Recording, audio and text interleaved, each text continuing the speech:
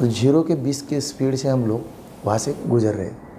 उन्होंने जैसी गाड़ी हमारी गाड़ी उनके सामने आ गई तो हमारी गाड़ी के ऊपर दोनों ने ऑटोमेटिक फायर से वेपन चालू किया। एकदम ऑटोमेटिक फायर हो गया, धुआं हो गया, हैंडग्रेड फेंक दिया। उनके फायरिंग में हमारी गाड़ी में से थे करकर साहब थे, कामटे साहब, सालस्कर साहब, और मेरे बाजू में बैठे थे भोसले, आगे जो बैठा था योगेश पाटिल, और भोसले अपना दूसरा जयंत पाटिल। ये लोग सब जन घायल हो गए। मुझे 5 गोली लगा, मेरे हाथ में 3 गोली लगी थी। मैं जब फायर कर रहा था तो फायर के टाइम पे मेरे राइट हैंड में इधर गोली लगी थी, कंधे पे 2 गोली लगा था। ये गोली चिर के निकली, एक गोली इन एग्जिट है। तो जब ये मेरे स्टेन नीचे गिर गई तो मैं ये मोमेंट में ऐसा गिर गया। ये मोमेंट गिरने के बाद सामने वाला ऑपरेटर नीचे था, पेट पे ऐसा। राइट साइड का जो ड्राइवर था उसने पूरा सेव उसका मेरे सीने पे डाल दिया था। उनके दोनों के नीचे मैं दब गया था। तो जॉइंट में गोली लगने की वजह से पूरा जॉइंट नहीं चलता था। ये हाथ जो है वो सब पूरा ऐसा टेढ़ा था ऐसा। वो टेररिस्ट लोगों ने गाड़ी के सामने आया, हमारे गाड़ी का ज़रा थोड़ा सा मुलायजा कर दिया। लेफ्ट साइड में जो बैठे थे आगे की सीट में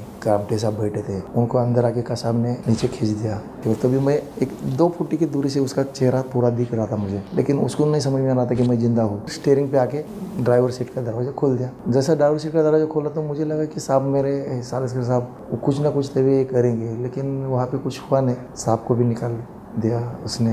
लेफ्ट साइड में कसब बैठा, लेकिन वायरलेस सेट के ऊपर जो मैसेज आ रहे थे तो वायरलेस सेट पे मैंने कॉन्सेंट्रेशन कर दिया अपनी आवाज़ सुनने की।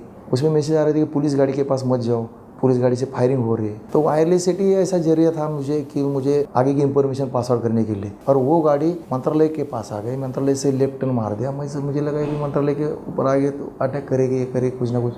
इनके पास बारूद थे, दाव हैंड ग्रेनेड थे, कुछ बॉम्ब भी रहेंगे। तो फायरिंग में गाड़ी का टायर जो था राइट साइड का, गोली की वजह से वो पंक्चर हुआ था पीछे का टायर। और गाड़ी जब डिस्क चलने लगे तो गाड़ी चलने लायक नहीं थी। तो विधान भवन के पास उन्होंने गाड़ी छोड़ दी। सामने जो एक स्कोडा गाड़ी आ गई, स्कोडा गाड़ी को उन्होंने रोकने की कोशिश की, फायर किया, ओपन फायर किया उन्होंने। चांस मिलने के बाद मैंने गाड़ी के अंदर का जो हैंडसेट था वायरलेस सेट का वो हाथ में ले लिया और रोते रोते कंट्रोल को इन्फॉर्म कर दिया कि जिस गाड़ी से फायरिंग की ये जो बात चल रही थी वो गाड़ी से मैं बोल रहा हूँ, मेरा नाम जादव, सालस्कर साहब का जादव बोल रहा हूँ। और रंग भवन के गले में एटीएस के चीफ करकरे साहब, एडिशनल चीफ कामटे साहब और सालस्कर साहब वो इंजर्ड हो चुके हैं हमारा टेररिस्ट लोगों के फायरिंग में।